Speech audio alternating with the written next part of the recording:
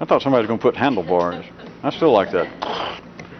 We are still in our survey regarding how it is that civilization is, in part, the coming together of men to collectively do in the intellect, that which individuals cannot do. And specifically, we were talking about what would appear to be the two extremes in man's intellectual world. Opposing sides almost of the mind's three-dimensional closet.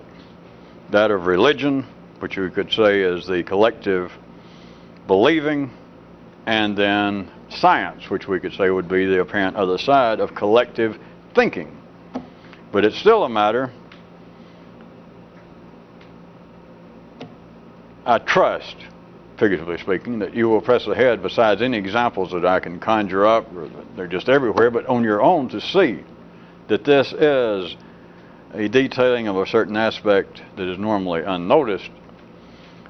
Besides religion, besides science, anywhere on either side, if you can think of a more extreme example, and everything in between, that what you're dealing with, all of civilization, if you be able to sort of reverse at least your temporary consideration of the process, such as one of the Kyroots was pointing out tonight, that the ordinary mind can only conceive of things producing action and not the other way around, which the former is not incorrect and the latter correct, because if I did it the other way, then it would still not be any better. If you said, in other words, one of them is not the sole way in which to look at it, but to consider that civilization, that men come together, and then certain things flow from it. It's not that that's untrue, but it's the other kind of consideration, the other kind of survey that is normally not available through the kind of tripods that they sell out at the stores available in the city, whereas you can see that it's not simply that men get together collectively and that some accidental way, which is what anthropology and sociology and etc., that is, the ordinary mind wants to see that just things seem to ooze out of men collectively coming together and the warfare decreasing, that men becoming sociable enough that they can sit around and share food, that they can be around each other's sexual mate, at least be within smelling distance and not kill each other necessarily, at least during the week. But besides all of those examples, what I'm trying to get you to see, that what would be considered to be social examples, anthropological examples, cultural examples, such as religion and science, everything in between that's so subtle it's not even normally enumerated, just the kind of social byplay that goes on between people, it is all, I suggest to you, trying to get you to see, it is all a result of collective effort. And there's no way to say why. Or I'm not about to tell you why, because then some of you would want to write it down in your brain like, oh, well, he set up a new problem or a new thing and then gave a conclusion. You know. Well, you know, to conclusions. They do it to you. You just don't know it. They wait until your back's turned, and then conclusions. Every time you have one and you turn your head, especially when you think, boy, I feel a lot better now. You don't know the kind of things. I mean, you think this and making it. That's nothing. I don't even go into you about what conclusions do to you when you turn your back. And the more pleased you are, I hate to tell you this, the more pleased you are, the more obscene, in a way that you can't imagine, are the gestures that conclusions make to you. Then you go, oh, well, now I see. Boy, I feel a lot better. And you turn around to write it down. And like, no, my whole life has changed. I don't even want to try to tell you what goes on behind your back. At any rate, what I was trying to get you to consider beyond any examples is that individually, in a certain way, and we can't prove this and we can't stop, and in a certain way, the individual is of no consequence. And all of you who've been around here more than 20 minutes know that this is no comment regarding the political nature of man, the economic nature of man. It has to do with physics. It has to do with mathematics. It has to do with electronics. It has to do with at least near 5D science. The individual, not because I say so, not from some religious or moral view, but if you simply look the way we were talking about science and religion, the last time we were together, some of you were able to hear it, to get a glimpse somewhere. It is just simply not possible. It does not happen that one individual somewhere would ever become religious. And that's not an attack on religion. It doesn't infer that, well, you got to get a whole bunch of people together and they got to go nuts to think of religion. It's not that, because it's the same thing as science, which I'm just trying to get you to, using those examples, they would appear, correctly so, they would appear from any reasonable 3D view to be the opposing sides to this 3D closet of the human intellect. But with science, something would seem to be as far removed as beliefs, which can be very deluding, right? Science is we're down to hard stuff. It still takes collective effort. There is no such thing. My fictitious man on a desert island that had all the attributes of being a up-to-date, intellectual, civilized, literate person, if that was all possible. If he was by himself, he would never come up with the idea of religion. You should just be able to feel it. But by the same token, he would never come up with the idea of what you would think of as science. Not by himself. It is not possible. That is not the way things work. It is as though the individual, I say, is of no consequence, and I didn't want you to take that as being some kind of cynical or mordant statement about man. It is like, in some way, that life cannot deal with such a small entity. If we were looking at more from a psychological view, which I hate to do, but Jesus, it's as though, in some way, that collectively, that is, life looking at man collectively, to look at him collectively and then look at the individual, it's like the individual is still too great a risk. Well, look at your own history. Just take what you know about history and what you can feel. Again, hit some of that last time. What makes, I suggest, some of the people all the way from religions to science seem to stand out historically is the fact, forget what they apparently did, that some guy over here claimed that God spoke to him and gave him a secret message that everyone should only eat refried kumquat rinds. All the way from that to some guy that came up with a whole idea for some new field of science. When there seemed to be a figure who was, and who now appears to be, in retrospect, uniquely important to history, then besides what appeared to be his specific field, is what I was suggesting to you, what really occurred is that evidently the person struck people then, or at least after the fact, as being damn near this individual that I said life does not really seem to tolerate or to trust, that almost an individual that came up with some way to either believe or to think, which is the same thing, without collective effort, that just suddenly, you know, the Muhammadans and the Buddhas and the Confuciuses and the Aristotles and the Girders and the Keplers, they just seem to pop up in a sense. And what strikes, forget, I'm not disclaiming whatever inventions they were given credit for and whatever sociological, psychological, and intellectual advances they seem to have made. Beyond all that, what I'm suggesting, what seems to be really, is that they did not require the collective effort of other people. They just seemed to have suddenly sprang up and went, hey, I know what to think. And it has an effect because that is not the norm.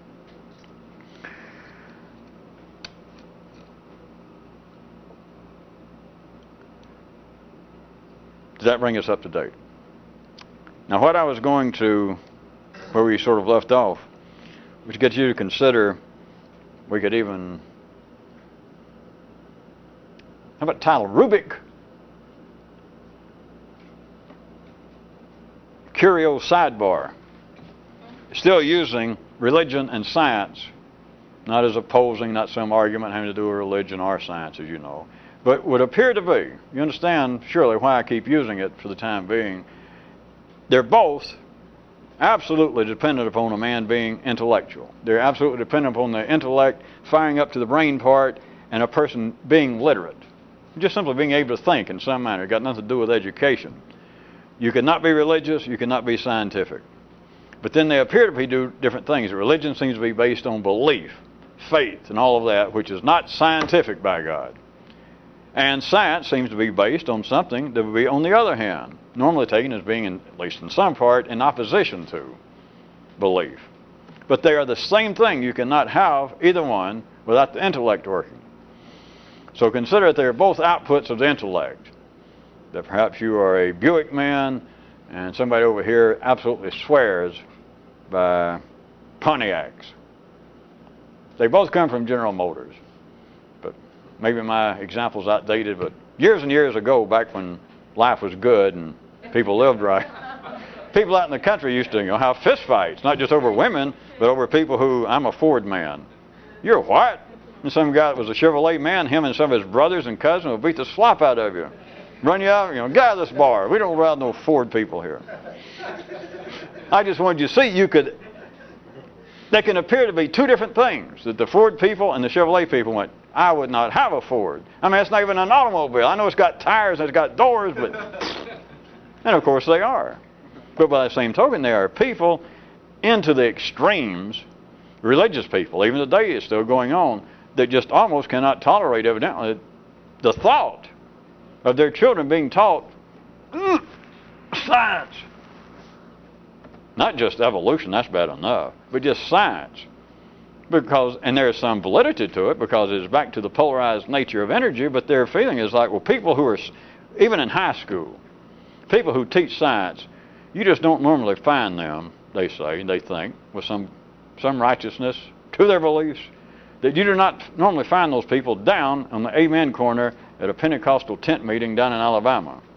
At least the people who teach science in high schools, even in Mississippi, normally, I guess at least up to the level of a Baptist, but they just don't trust science, because science, what it represents, which is still the intellect, but what it seems to represent is the other side of the wall inside of this closet, that people who are inclined to be scientific, you try to talk to them about faith healing or God intended us all to be broke, and that's why the Rockefellers and those rich people, boy, they'll get theirs later.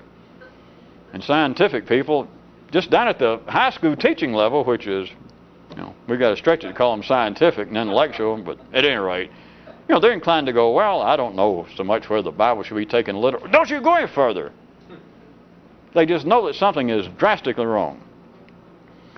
Now, the curio sidebar I was going to point out after doing all this, that from a non-dimensional, from a less limited dimensional view, religion and all it represents, either with a small r or a big R, however you want to do it, that we're not talking about any real religion, but everything that religion would seem to represent on the belief side, on that side of the 3D wall of the mind, as opposed to science. Religion, rather than being the useless anachronism that many people, many reasonable, intellectual people believe it to be, claim it to be, always have, and do today. Rather than it being that kind of useless anachronism, I was going to suggest that you get away from a limited view and consider that rather than that, you could look upon religion, and it's just religion, as being actually uniquely exemplary of civilization, intellectual civilization. In that, as opposed to the more progressive areas of the intellectual world, science, which can be physically tested, verified. Rather than that, notice, religion is indeed otherworldly, non-tangible, untouchable. This is all one sentence, don't lose your place. So, thusly, it can be seen not as some useless anachronism, it can be seen as actually being less crude than science, thus more advanced. Nobody liked, there's a Kyroot a few nights ago about going against logic and reasonable expectations. How's that? Of course, we're not defending religion, but it is from that view, which I'll assume that all of you, if you have any business being here, that you have an ability to operate at both ends, both sides of the closet, that you've got some feel that religion, you can understand why people seem to need it, why some people enjoy it, why some people find it to be the hobby in life, and I'll assume that all of you who have any business listening to this would also understand the kind of view from the intellect of, hey, this is really, no offense, but religion is kind of inoperable. It's outdated. Blah, blah, blah. So we'll assume that you can at least get a glimpse of both sides.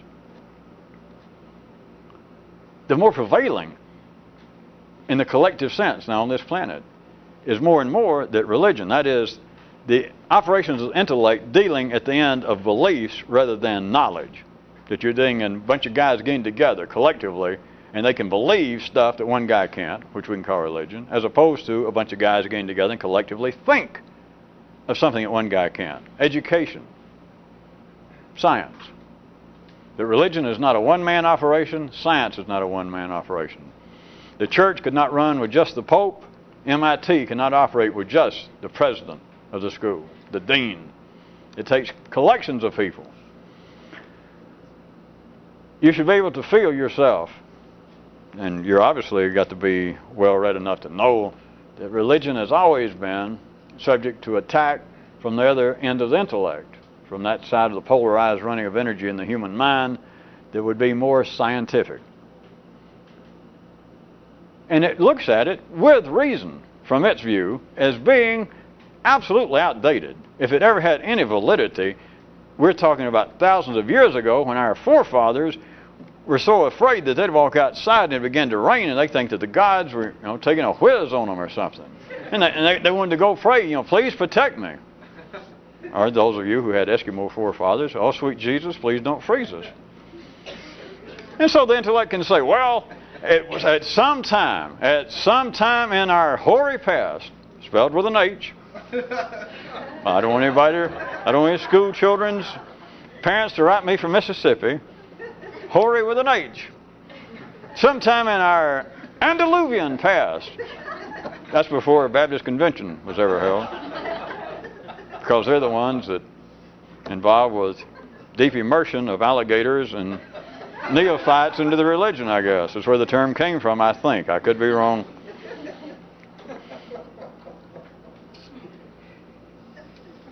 But the intellect, that side of the 3D wall of the intellectual closet, would say religion, if it ever had any purpose, is long gone.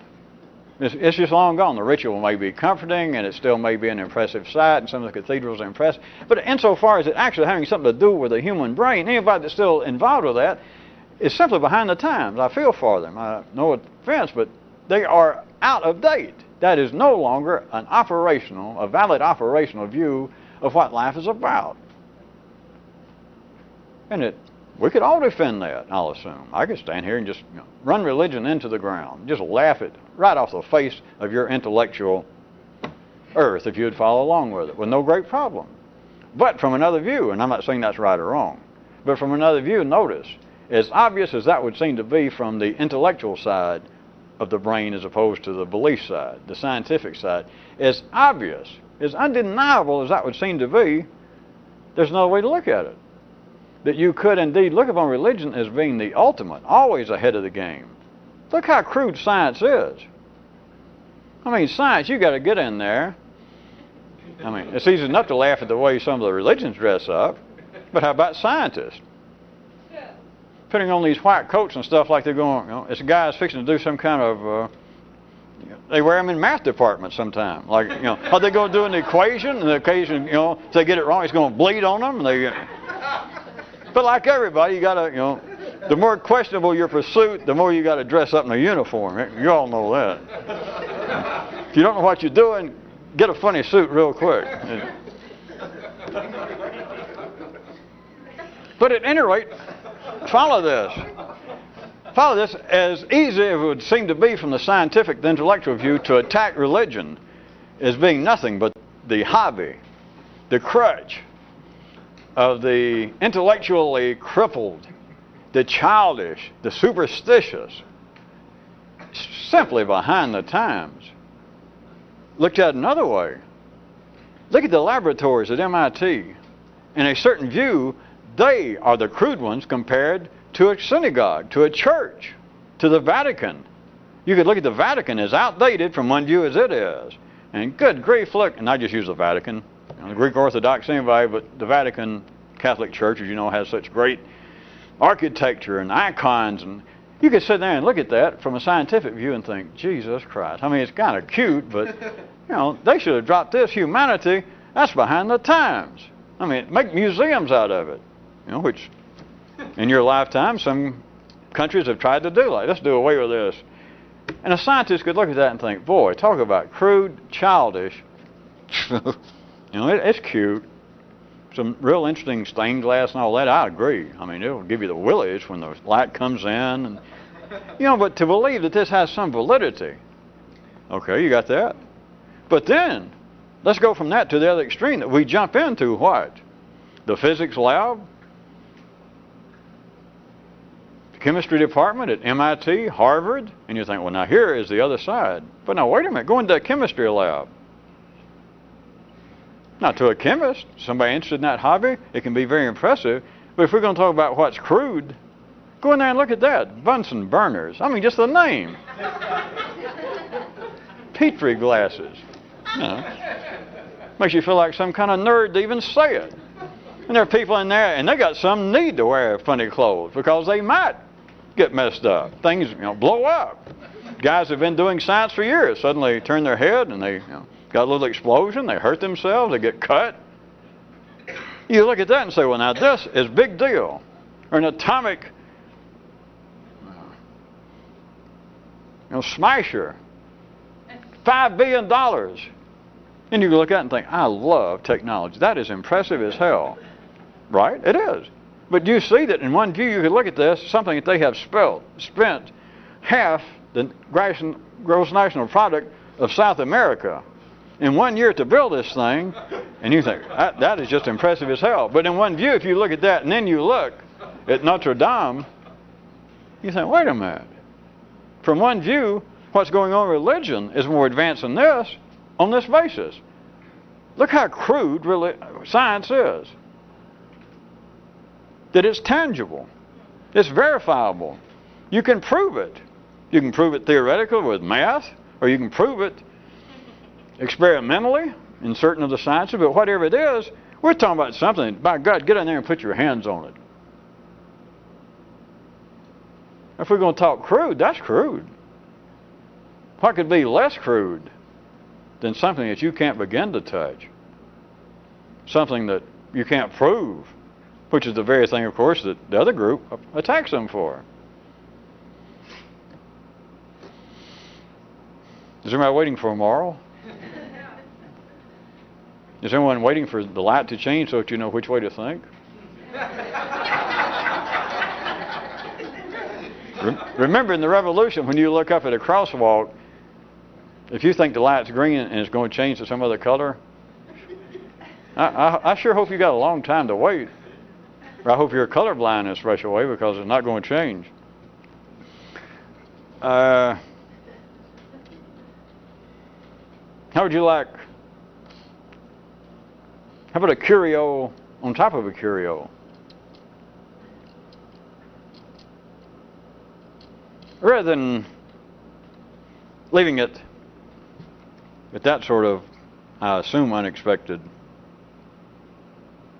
survey of how the intellect operates,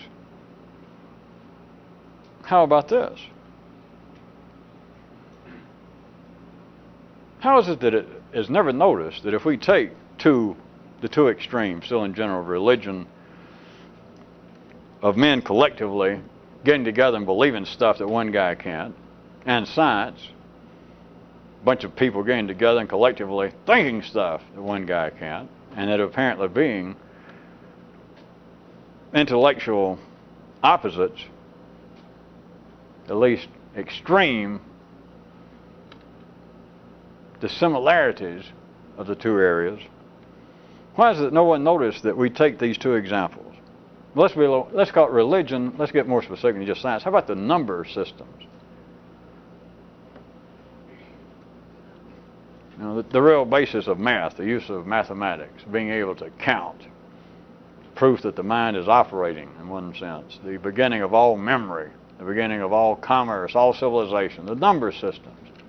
I'm still talking about science, but to get a little more specific for a second.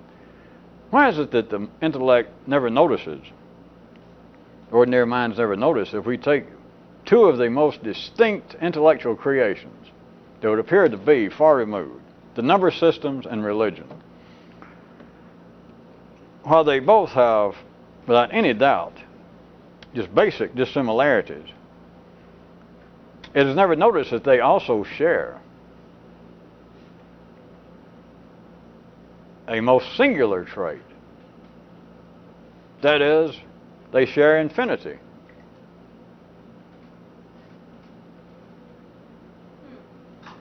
Well, that's all for tonight. Oh, all right. Is an explanation going to help? Jeez, I hope so.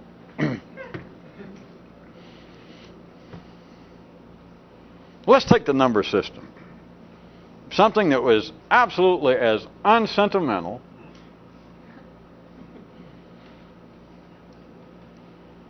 as hard-nosed, as incontrovertible, as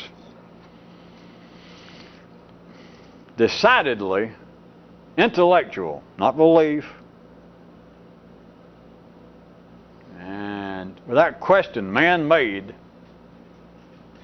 Because if we're going to look at religion as being some kind of spooky vapors coming from our evolutionary past and based on emotional fears and dread of death, then you would have to look upon the number system as being irrefutably, just decidedly a man-made invention. People were not walking around and suddenly stumbled upon, my God, what is that? And they decided, well, that's a 2. And then another guy found a 2, and they put them together and went, can you believe it? It is absolutely an intellectual, man-made invention. They don't exist, right? It sprang from the head of man. So, from one view, and that's what I meant by unsentimental, it's got nothing to do with fears, emotions, shortcomings of the human emotional development. That's religion. The number system is something else. And yet they share, in a singular way, a trait, that of infinity. No matter how opposite, no matter how in opposition, no matter how dissimilar they seem to be, they, I suggest, in a quite singular fashion, those two, as far removed as they are, share infinity. Never noticed.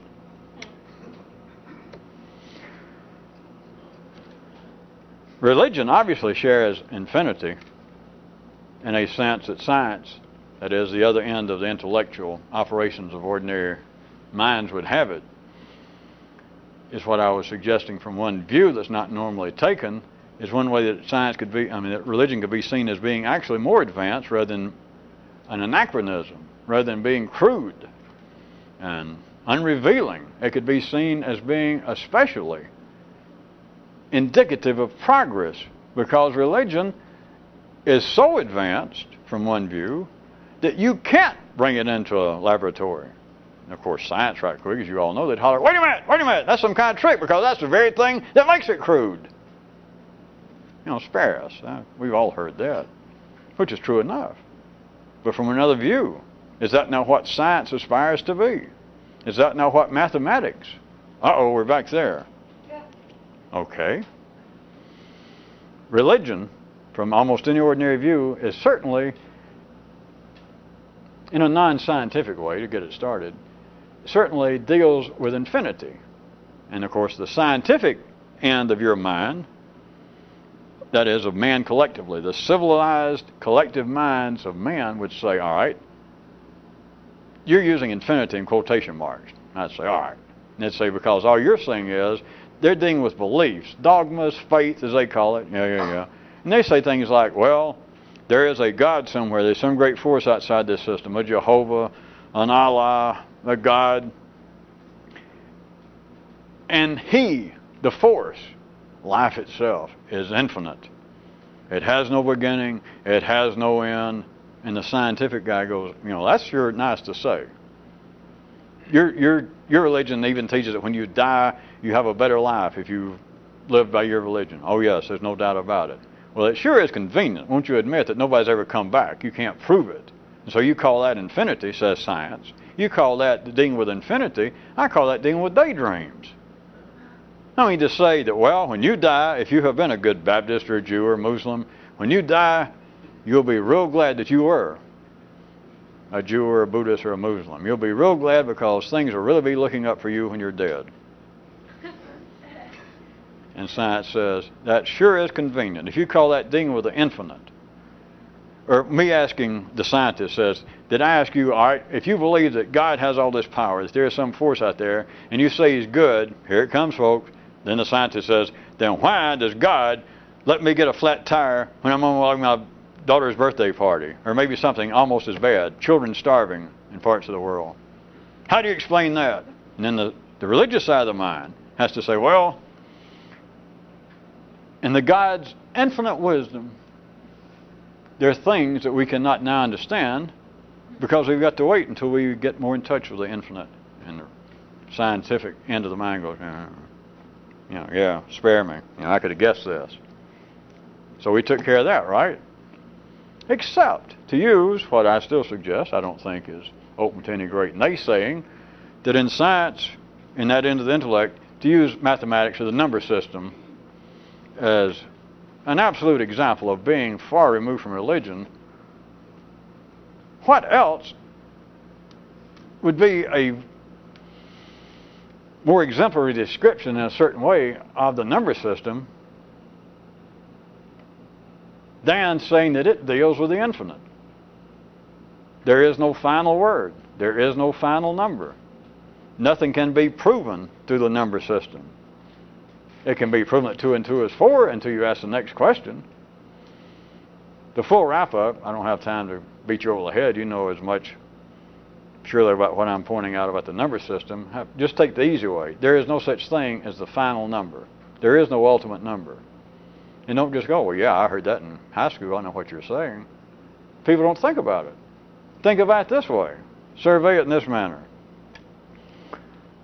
That the two very intellectual extremes, it might seem, of man's intellect, the number system and religion, mathematics and religion, that they would both prove to be exceptional in a certain way,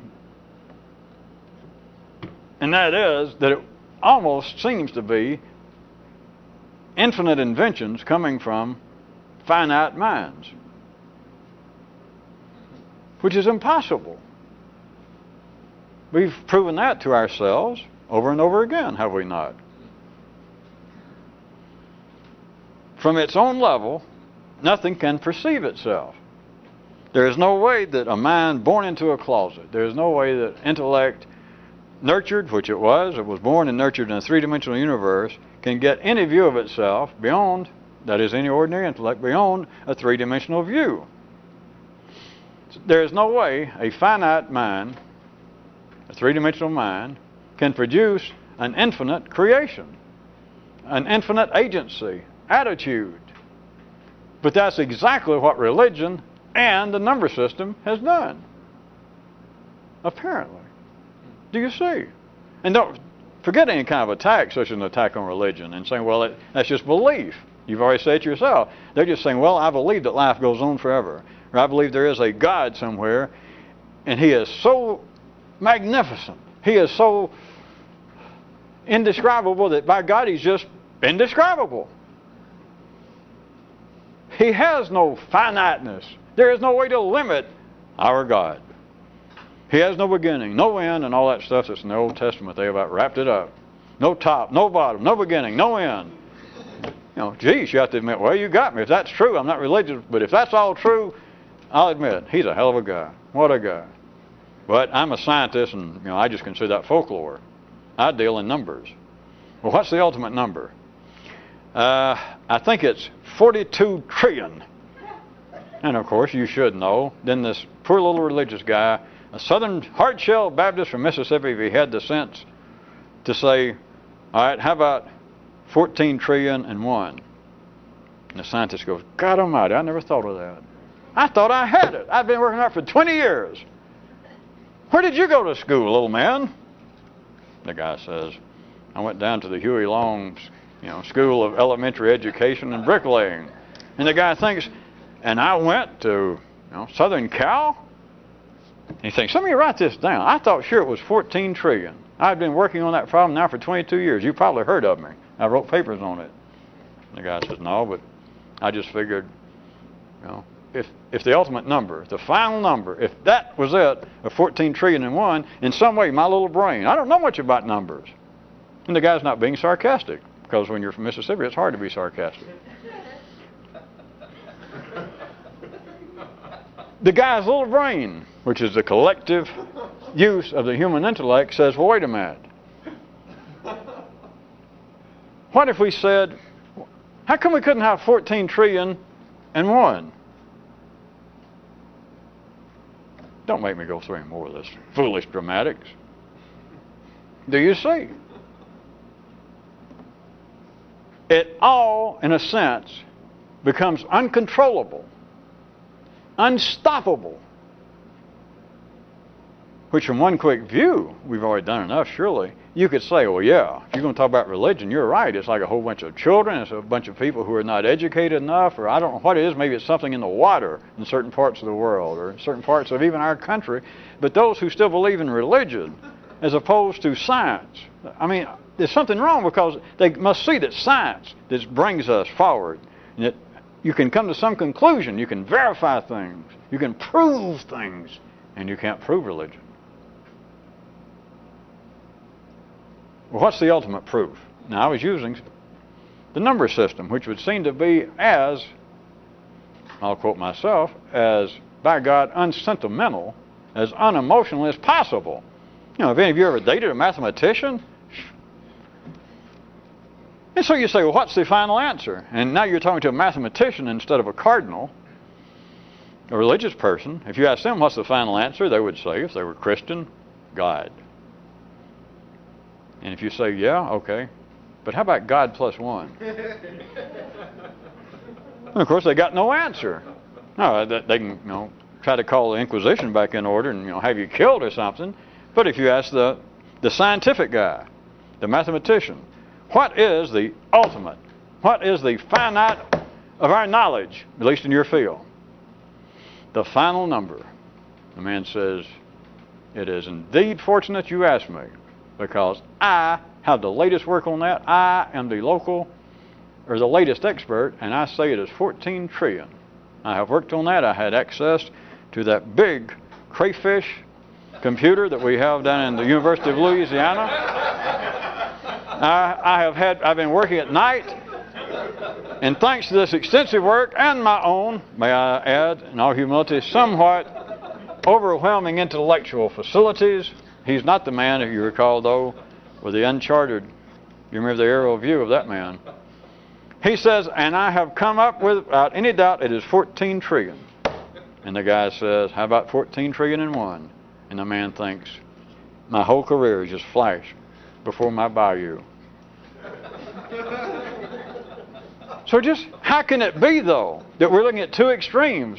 Again, I picked what I assume was the easy one to pick on to begin with, that from a more up-to-date, mostly routine, sophisticated view from the intellectual side of the mind, that flow of energy in the human brain, you can say religion is outdated because it deals in belief rather than facts.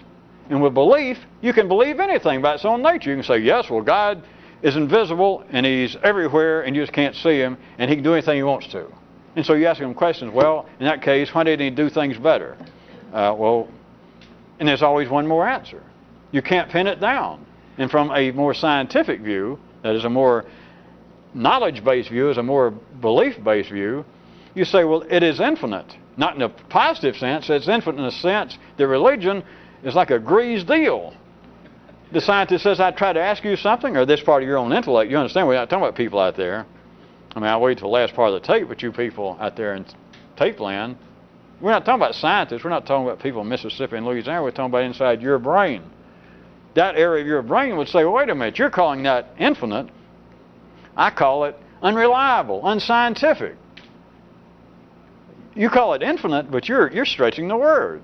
Because all your meaning is, it can't be pinned down. There's no end to it. You can't prove anything. And then this side, if religious things are arranged in such a way that religious minds and that side of your religious, that aspect of that side of your 3D wall could say it, it would say, well, wait a minute. All right, let's get scientific. What is the final answer? What's below atoms? What's below subatoms? What's below particles? What's below subparticles? What's the greatest number? What is the number that explains everything? 14 trillion. How about 14 trillion and one? Uh-oh. Well, let me write that down. Do you see? And from that view, it's not either right or wrong, but the ones that would seem to be the extreme sides of the wall of a 3D mental closet, in which everyone's mind is born, that the intellect is born, and ordinarily that is where it stays, it almost seems to be doing the impossible. That from a finite confines, from a finite mind, comes infinite inventions. It's not possible. It is absolutely not possible. Except you could look at it this way, that it does do this. It offers even more hints of corners being at all dimensions, that every time you get to the limit, and that the religious people say, well, you got to deal with faith. Who knows? Only God knows. Or the mathematician says 14 trillion, and you say, how about 14 trillion and one? And it goes, uh-oh, well, I'll work on it, get back to me. It's the same thing. It's a hint. The mind is doing by its own definition. It's doing that, apparently, which is impossible. That a finite mind is conceiving of infinite things, whether they be gods or the ultimate number, the ultimate unified field theory that will explain everything. It's just right over here. We almost got it. In fact, I think I do have it. And all you got to do is say, well, how about this? Your theory plus one. Uh-oh, Jesus. Thanks a lot, kid. Now I got to go work on it again. It's the same thing. Beyond all of this,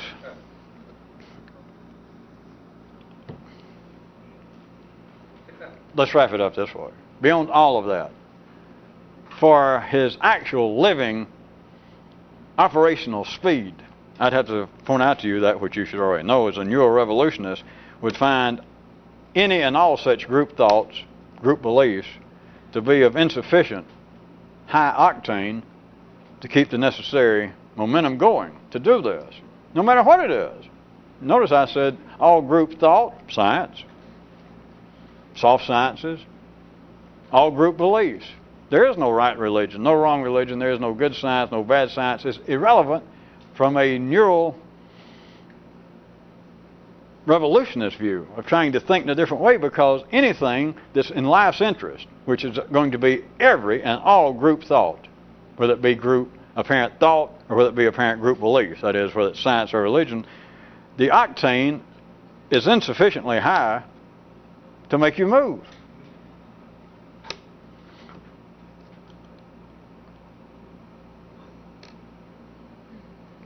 All such surveys, whether they be religious or whether they be apparently scientific, all of these intellectual surveys operate on this basis. They take in what is known / believed, either way. They take that in, and what is not known / or not believed. There's no escape from it. That is their survey. Wherein, I suggest, there still remains a third unmeasured, unrecorded acreage in which the real revolutionist longs to go romp and play. That either means okay, or they just told me you ran out of tape. That's pretty good. I mean, it worked out. I just ran out of, I don't have any more idea.